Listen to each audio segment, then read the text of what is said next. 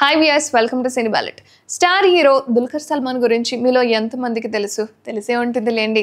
ఇటీవలే లక్కీ భాస్కర్ సినిమాతో భారీ విజయాన్ని అందుకున్న సంగతి మనందరికీ తెలుసు.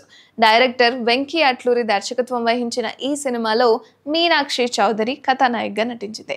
ఎలాంటి అంచనాలు లేకుండా విడుదలైన ఈ సినిమా మంచి వసూళ్లు రాబట్టింది. గతేడాది దీపావళి కానుకగా అక్టోబర్ 31న థియేటర్లో విడుదలైన ఈ సినిమాకు జీవి ప్రకాష్ సంగీతం అందించారు.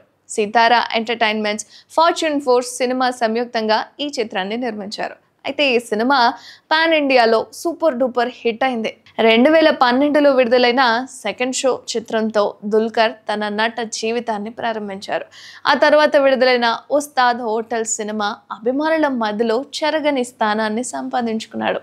ఇక తెలుగులోకి ఓకే బంగారం సినిమాతో టాలీవుడ్ ప్రేక్షకులను పలకరించాడు. అయితే ఈ సినిమా తెలుగులో మంచి విజయాన్ని అందుకుంది. ఆ తర్వాత దుల్కర్ నటించిన సినిమాలు తెలుగులోనూ విడుదలై మంచి విజయాలను అందుకున్నాయి.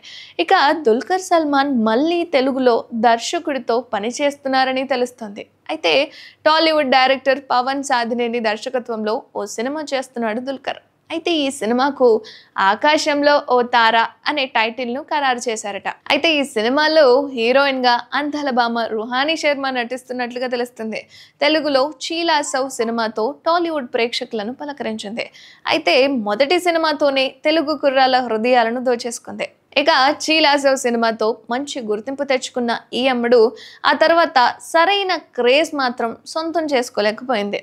టాలీవుడ్ ఇండస్ట్రీలో అడపాదడపా సినిమాలు చేస్తూ ప్రేక్షకులను అలరిస్తున్న ఈ బ్యూటీ ఇప్పుడు దుల్కర్ సినిమాలో ఛాన్స్ అందుకున్నట్లుగా తెలుస్తుంది. త్వరలోనే దీనిపై క్లారిటీ అయితే రాబోతుంది. ఈ వార్తల్లో అసలు నిజం ఉంటే రుహానీ శర్మ రేంజ్ మారిపోయినట్లే అంటున్నారు అభిమానులు, నెటిజన్స్. చూడాలి మరి ఏ విధంగా ఉండబోతుంది అని.